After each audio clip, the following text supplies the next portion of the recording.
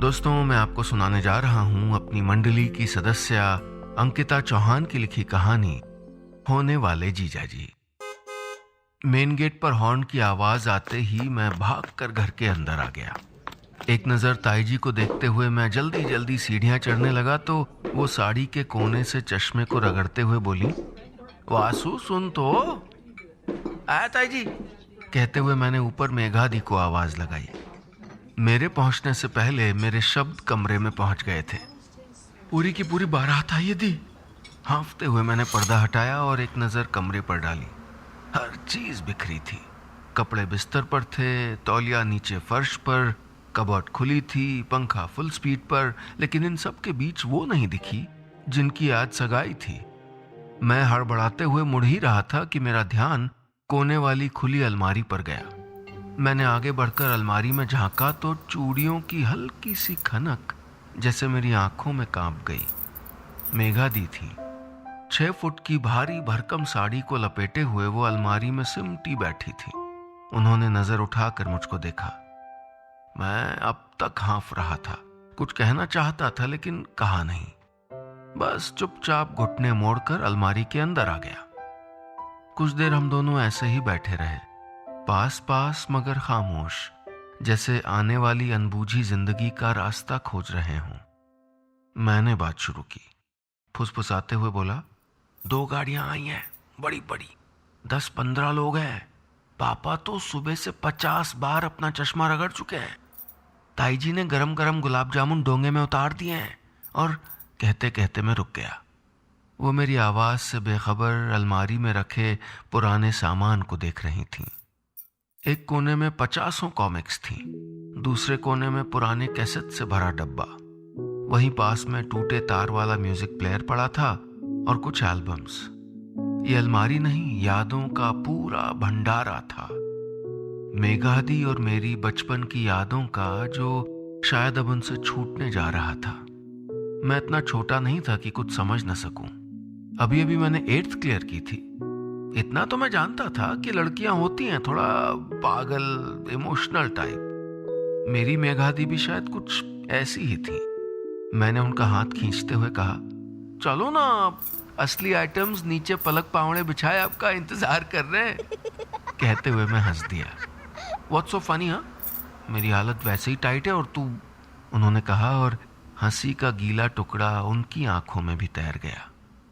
कुछ ही देर में उनका हाथ थामे मैं नीचे हॉल में खड़ा था।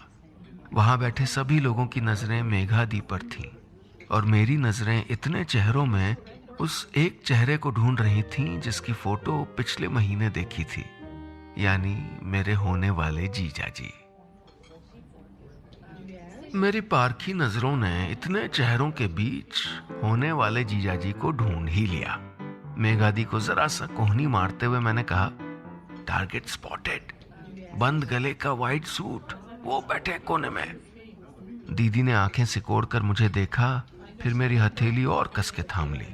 उधर ताई जी मेघादी के ससुराल वालों के साथ अरे खाइए खाइए वाला व्यवहार बढ़ाने में व्यस्त थीं और हमें देखते ही झटपट उठकर हमारे पास आ गई।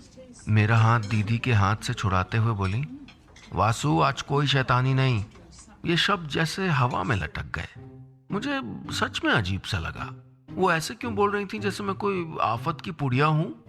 अरे मेरी दीदी की सगाई थी, मैं कितना सारा काम कर रहा था। ये जो सारे कप प्लेट भरे भरे दिख रहे थे, ये सब मैं ही खरीद के लाया था। अब मैं अचानक से शैतान हो गया? ये ताई जी भी ना, अरे बोलने दो, जो भी अगड़म शगड़म बोलना है। जीजाजी की फोटो मैंने ही सिलेक्ट की थी। दीदी तो कितना मना कर रही थी, लेकिन मुझको ये मूंछ वाले जीजाजी पहली बार में पसंद आ गए थे। लेकिन आज जीजाजी ऐसे कोने में बगुले की तरह दुबक के क्यों बैठे थे? उन्हें देखते ही मुझे वो शाम याद आने लगी जब डाइनिंग टेबल पर मैं मेघादी के साथ चम्मचों से पिंग पोंग खेल रहा था। तभी पापा ने मेघादी के सामने अपना मोबाइल सरकाया। बोले, प्रोफेसर है, दोस्त का बेटा है, ज्यादा दूर भी नहीं है, यहीं पास में अजमेर में। उनकी बात काटते हुए मैंने कहा, ये क्या देखेगी, मुझे दिखाओ ना। कहते हुए मैंने उनके हाथ से मोबाइल झपट लिया और छोटी सी स्क्रीन में कैद उस तस्वीर को जूम करके देखने लगा। आंखों में लाल फ्रेम का चश्मा, एक तरफ मांग कढ़े बाल, जरा ही मूछें और उसके नीचे 2 हंसते हुए दांत, दांत नहीं होंठ। कुछ सोचते हुए मैंने कहा, पापा लड़का तो देखो सही जम रहा है। फिर दीदी के चेहरे के पास मोबाइल लाकर बोला, देखो देखो पापा, साथ में दोनों इतने भी बुरे नहीं लग रहे। ये सुन के वो मुझको घूरने लगी। मैंने कहा, मैं तो शेरवानी पहनूंगा, ब्लू कलर की। इतना कहते ही वो और चिढ़ गई। चम्मच पटकते हुए बोली, पापा देखो ना इस वासु के बच्चे को, ऐसे थोड़े ना होता है। तो कैसे होता है? क्या आप जीजाजी से पकौड़े तलवा के देखोगे? मैंने कहा तो वो कुछ बुदबुदाते हुए कमरे में चली गई। उस रात छत पर हम दोनों देर तक बातें करते रहे, जैसे रोज रात किया करते थे। लेकिन उस दिन और उसके बाद आने वाले हर दिन हमारी बातचीत में एक और टॉपिक शामिल हो चुका था, मेरे होने वाले जीजाजी। ढोलक की आवाज अब धीमी हो गई थी। सामने हड़बड़ाते हुए ताई जी मुझको ही ढूंढ रही थी। इससे पहले मैं उनकी नजरों से बचता, वो बोली, वासु हैं जरा पूजा का थाल तो ले आ। मैंने मुस्कुराते हुए उनको देखा, फिर भागकर जीजाजी के पास बैठ गया। मुझे गुस्सा आ रहा था, न जाने क्यों पापा ने ताई जी को बुलवा लिया। सब कुछ तो मुझे ही करना पड़ रहा था। मैं मुंह बनाते हुए जीजाजी की तरफ पलटा और उनको अपना छोटा मोटा इंट्रोडक्शन दे डाला। होने वाले जिया जी, मुझसे मिलिए, मैं हूँ वासु। मेघा दी के नखरों को कई सालों से मैं ही झेल रहा हूँ। इनके उनके जिनके भी बारे में कुछ पूछना हो ना तो कॉन्टैक्ट ओनली वासु। कहते हुए मैंने हाथ मिलाने के अंदाज में हथेली आगे बढ़ा दी। वो ताई जी की तरफ देखते हुए बोले, ठंडा पानी मिलेगा? इससे पहले कि मैं उठता, ताई जी बीच में बोली, बेटा पहले दस्तूर कर लें, हैं? आ जाओ जरा, तिलक करवा लो, अंगूठी पहना लो। कहते हुए उन्होंने न जाने कौन से भिन्न भिने राग में गाना शुरू कर दिया जो मेरी समझ से बाहर था। कब दीदी और जीजाजी के बीच रिंग एक्सचेंज हो गई, कब बाकी के गिफ्ट्स का लेन देन हुआ, पता ही नहीं चला। दीदी ने तो पीछे मुड़कर मुझे आवाज तक नहीं लगाई, और जब फैमिली फोटोज खिंचवाने का वक्त आया तब तो मेरा चेहरा उतर गया।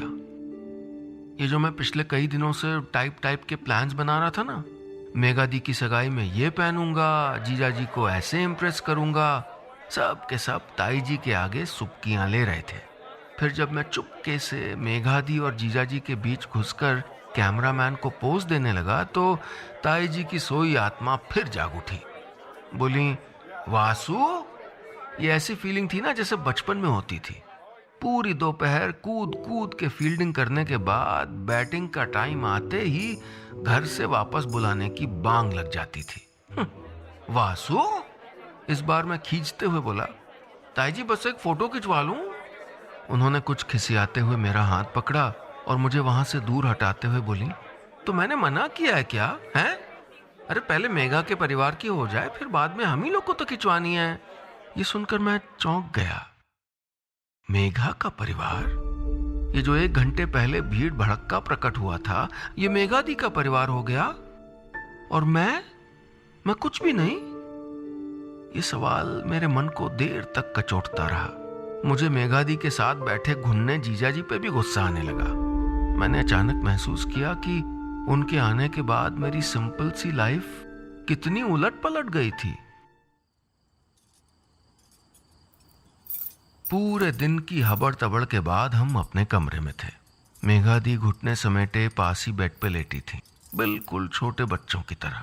बाल बिखरे थे, चेहरे पर हल्की सी मुस्कान थी। उन्हें अपने पास ऐसे फुर्सत से लेटे देखकर मुझे अच्छा जरूर लगा, लेकिन दूसरे ही पल शाम का गुस्सा फिर मेरे चेहरे पर भभकने लगा। जब रोज की तरह उन्होंने मुझसे खुली छत पर घूमने के लिए कहा तो मैंने साफ मना कर दिया। मैं अकड़ा बैठा था, चाहता था कि वो समझ जाएं कि मैं नाराज हूं, और ये भी चाहता था कि वो मुझको मना लें जैसे हमेशा से मनाती आई थी। लेकिन उन्होंने आगे बिना कुछ बोले करवट बदल ली और गाल से मोबाइल लगाकर जीजाजी के साथ खुसुर फुसुर करने लगी। कुछ देर तक मैं कुड़ता मुड़ता रहा, फिर कब मुझे नींद आ गई पता ही नहीं चला। सुबह जब अचानक आंख खुली तो मैं पसीने से लथपथ था, सांसें तेज थीं, पैरों में झुरझुरी महसूस हो रही थी। कल रात मैंने बहुत ही बुरा सपना देखा था।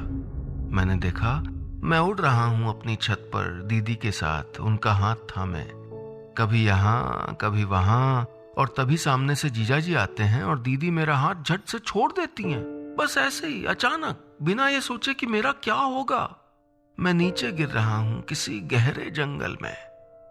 ये सपना फिर से सोचते हुए मैं कांप गया। गहरी सांस लेते हुए मैंने पानी की पूरी बोतल गटक ली। गर्दन घुमाकर देखा तो दीदी बिस्तर पर नहीं थी। मैं घबरा गया, भाग के नीचे पहुंचा। वो वहीं रसोई में खड़ी थी। मेरी पसंद का कांदा पोहा बनाते हुए बोली, मुझसे नाराज है? कितना नाराज है, 1 किलो कि 2 किलो? कहते हुए उन्होंने मुझको गुदगुदी की। मेरे सपाट से होठों पर चौड़ी सी मुस्कान तैर गई। फिर वो धीरे से बोली, प्रकाश टॉकीज में दंगल लगी है। उनका यह हल्का फुल्का इशारा मैं समझ चुका था। खुद की बेवकूफी पे हंस भी रहा था। कितना बुद्धू हूं ना मैं, फालतू ही परेशान हुआ ये सोच के कि सगाई के बाद मेघादी बदल जाएंगी, लेकिन वो तो बिल्कुल वैसी की वैसी थी। पर मुझे क्या पता था कि मेरा ये यकीन जल्द ही टुकड़े टुकड़े हो जाएगा। शाम को जब हम प्रकाश टॉकीज पहुंचे तो जीजा जी वहां पहले से मौजूद थे। उनको देखते ही मेरा मुंह कद्दू सा हो गया। मैंने नजर उठाकर दीदी को देखा। उनके चेहरे से साफ पता चल रहा था कि जीजा जी का आना कोई कोइंसिडेंस नहीं था, बल्कि ये मूवी प्लान उन दोनों ने बनाया था, शायद खुद के लिए। मुझे लगा जैसे किसी ने ठीक एग्जाम से पहले मेरा टाइम टेबल बदल दिया हो। तो क्या दीदी ने मुझसे धोखा किया था? क्या अब जीजा जी उनके लिए इतने इंपॉर्टेंट हो गए थे, मुझसे भी ज्यादा? मैं थिएटर के बाहर से ही वापस लौट आया।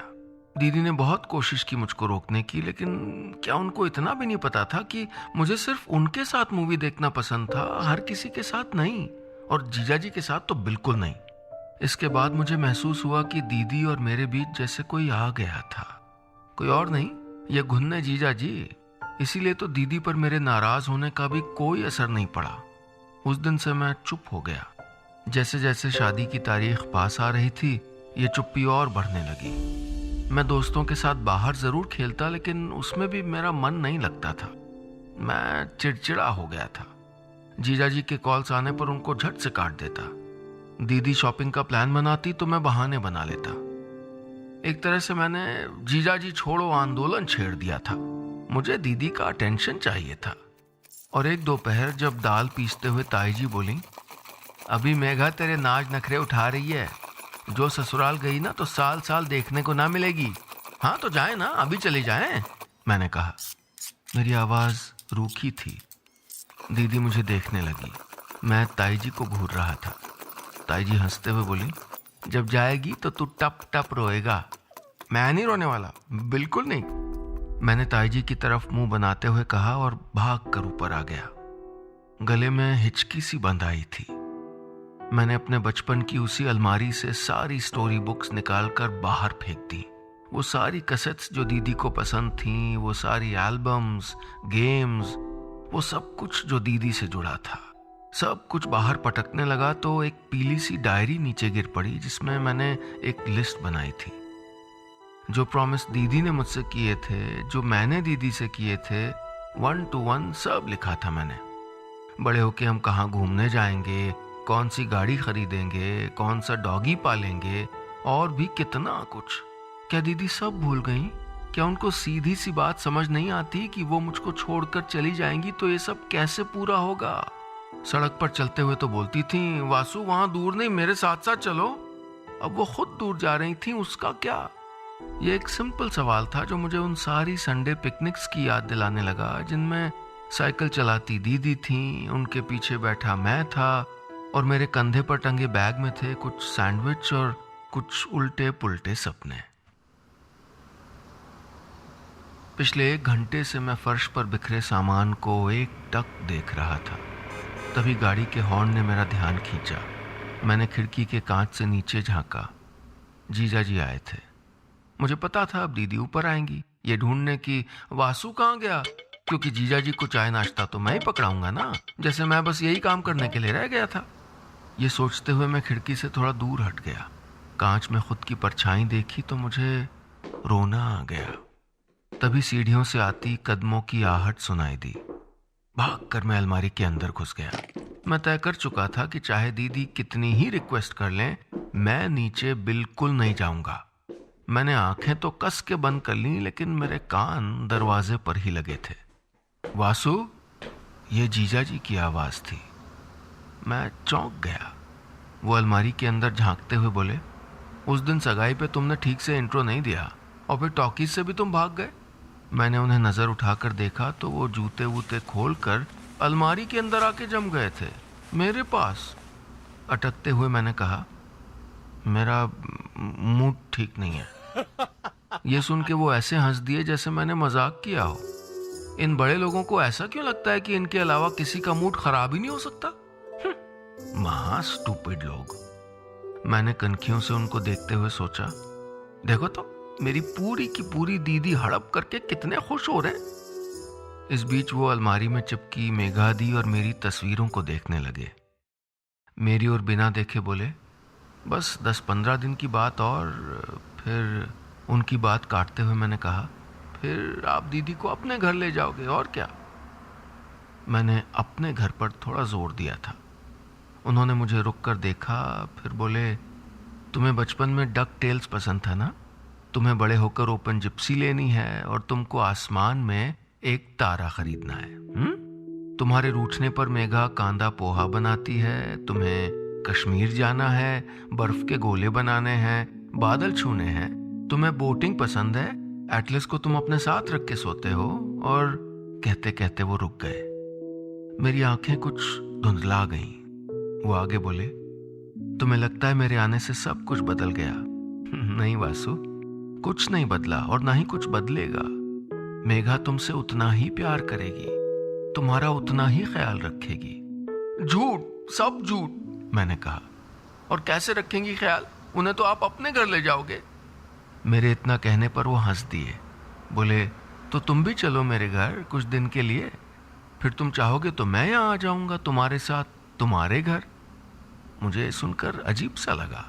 मैंने भवें से कोड़ते हुए कहा, ऐसे थोड़ी ना होता है। क्यों नहीं होता? ऐसा ही होगा।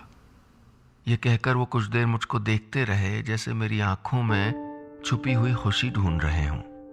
वो उठकर जाने लगे तो मुझे लगा जैसे सबसे जरूरी बात तो रह ही गई। मेरी धड़कनें तेज थीं। मैं अलमारी से बाहर निकल आया। उनको पीछे से आवाज लगाई, जीजा जी, आपके घर में अलमारी है? ऐसी बड़ी अलमारी? वो रुके, फिर पलटकर बोले, थी नहीं लेकिन बनवा ली है, बिल्लू कलर की।